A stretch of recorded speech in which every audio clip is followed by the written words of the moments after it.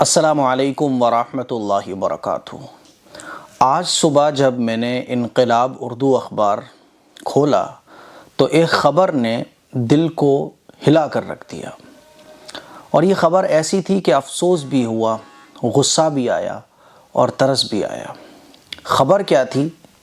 آپ دیکھیں کہ مفلس ماں نے 2 بیٹیوں کے ساتھ موت کو گلے لگا لیا۔ اور یہ خبریں تو ہم لوگ اخباروں میں پڑھتے ہی رہتے ہیں، لیکن اس خبر نے غصہ کیوں دلایا اور افسوس اس خبر کو پڑھ کے کیوں ہوا؟ کیونکہ سوسائڈ کرنے والی جو ماں تھی وہ ایک ایمان والی تھی، اسی لیے افسوس زیادہ ہوا۔ علی گڑھ کے اسلام نگر میں ایک ہی خاندان کے 3 افراد نے زہر کھا کر خودکشی کر لی۔ خاتون کے شوہر کا کئی سال پہلے ہی انتقال ہو چکا تھا۔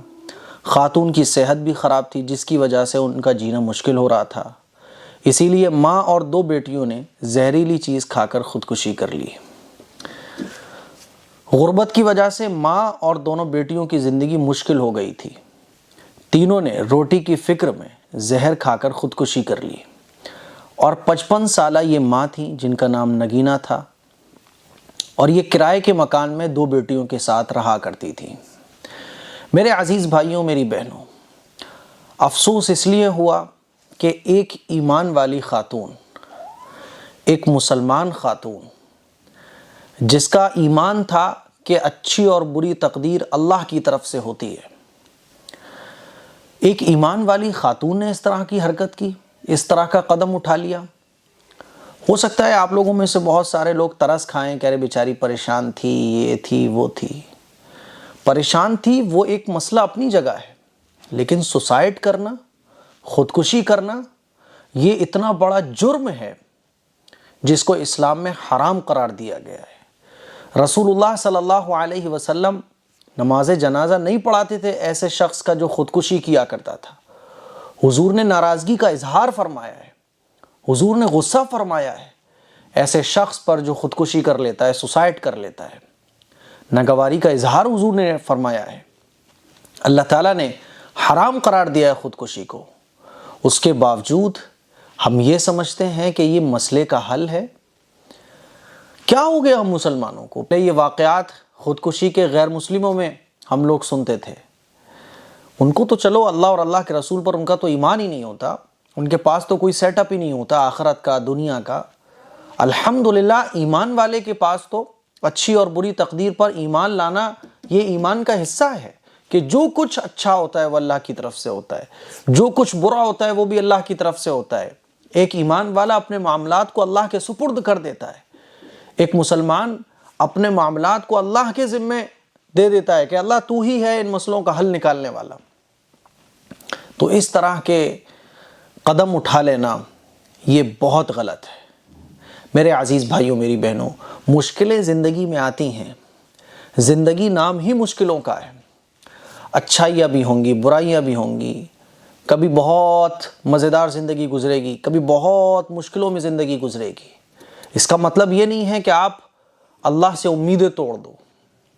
قرآن مجید میں اللہ تعالیٰ ارشاد فرماتا ہے کہ اللہ کی رحمت سے تم مایوس مت ہو۔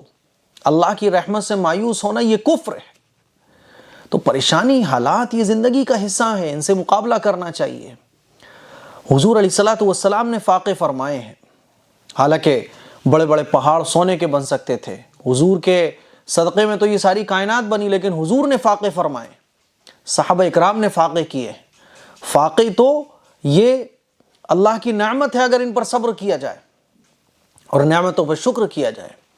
اسی لیے حالات زندگی میں چاہے جتنے خراب آ جائیں، کبھی بھی مایوس اللہ کی رحمت سے نہیں ہونا، نا امید نہیں ہونا۔ دوسری بات، اس واقعے سے اور اس خبر سے جو غصے والی بات تو یہ ہو گئی، اور افسوس کی بات اور ترس کی بات یہ تھی کہ یہ خاتون جو اسلام نگر میں رہتی تھی، اس کے آس پاس کتنے مسلمان ہوں گے جو اس کے پڑوسی ہوں گے، کتنے مسلمان ایسے ہوں گے جن کے پاس بلٹ ہوگی، کار ہوگی، کتنے اس کے محلے میں مسلمان ایسے ہوں گے جو ہزاروں روپے صرف پیٹرول میں پھونک دیتے ہوں گے۔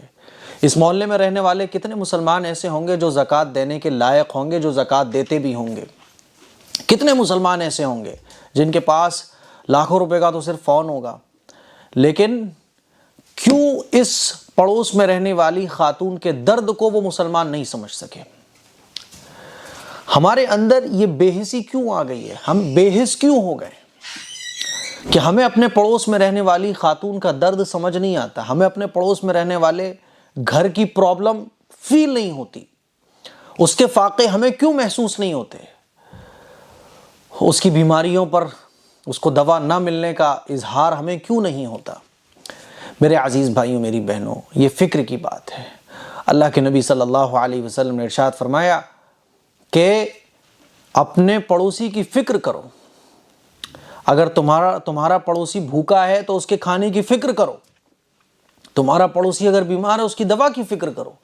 حدیث میں تو آتا ہے کہ آخرت میں ایک شخص کو اللہ تعالیٰ بلائیں گے اور اس سے کہیں گے، ارے بھائی میں بیمار تھا تم مجھے دیکھنے نہیں آئے، میرے پاس کپڑے نہیں تھے تم مجھے کپڑے دینے نہیں آئے، میں بھوکا تھا تم نے مجھے کھانا نہیں کھلایا۔ تو وہ بندہ کہے گا، اللہ ایسے کیسے پاسبل ہے کہ آپ بھوکے ہو، آپ بیمار ہو، آپ تو رب العالمین ہو، یا اللہ ایسے کیسے؟ تو اللہ تعالیٰ فرمائے گا کہ تیرے پڑوس میں رہنے والا وہ بندہ بھوکا تھا، تو نے اس کو کھانا نہیں دیا، تو نے اس کے کھانے کی فکر نہیں کی، تو نے اس کی بھوک کی فکر نہیں کی، اس کی خیریت نہیں لی۔ اگر تو اس کو کھانا کھلاتا اپنے پڑوس میں رہنے والے بھوکے شخص کو، تو یہ کھانا کھلانا ایسے ہوتا جیسے مجھے کھانا کھلانا۔ تیرے پڑوس میں وہ شخص بیمار تھا، اگر تو اس کی عیادت کرنے کے لیے جاتا تو یہ ایسے ہوتا جیسے تو نے میری عیادت کی۔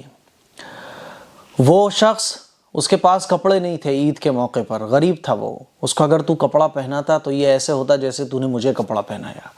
میرے عزیز بھائیوں، میری بہنوں، غریب کی عیادت کرنا، اپنے پڑوسی کی فکر کرنا اتنا بڑا ثواب ہے، لیکن پھر بھی کیوں ہزاروں کی تعداد میں مالدار ہونے کے باوجود، پیسہ ہے، سب کچھ ہے، کیوں ہمیں اپنے پڑوسی کا درد محسوس نہیں ہوتا؟ آخرت میں اس بات پر ہماری پکڑ ہوگی کہ تمہیں اپنے پڑوس میں رہنے والی خاتون جس نے سوسائڈ کر لیا بھوک کی وجہ سے، اس کے پاس خرچہ نہیں تھا، پیسے نہیں تھے کرائے کے لیے، تمہیں وہ نظر نہیں آئی، آخرت میں ہماری پکڑ ہوگی۔ تو میرے عزیز بھائیوں، پہلی بات، غصہ اس واقعے کو سن کر بہت ہوا، اس عورت کے اوپر کہ اس نے سوسائڈ کر لیا۔ ترس نہیں کھانا چاہیے سوسائڈ کرنے والوں پر، تاکہ اس طرح کے واقعات رکیں۔ سوسائڈ ایک جرم ہے، اور جرم جو بھی کرے، چاہے مجبوری میں کرے، چاہے پریشانی میں کرے، جیسے چاہے، جرم ہوتا ہے۔ جرم کرنے والوں پر اگر آپ ترس کھاؤ گے تو یہ جرم بڑھتے چلے جائیں گے، اس لیے اس پہ ترس نہیں کھانا، غصہ۔ دوسرا، افسوس اور ترس اس بات کا کہ مسلمانوں کی بستی میں رہنے والی ایک خاتون صرف روٹی کی وجہ سے، کرایہ نہ دینے کی وجہ سے سوسائڈ کر لیتی ہے، اور مسلمانوں کو احساس بھی نہیں ہوتا کہ یہ بھوکی تھی، یہ پریشان تھی۔ اسی لیے اپنے پڑوس میں رہنے والے لوگوں کی فکر کیجیے، اور پرابلم میں اللہ کی رحمت سے مایوس مت ہوئیے۔ السلام علیکم ورحمۃ اللہ وبرکاتہ۔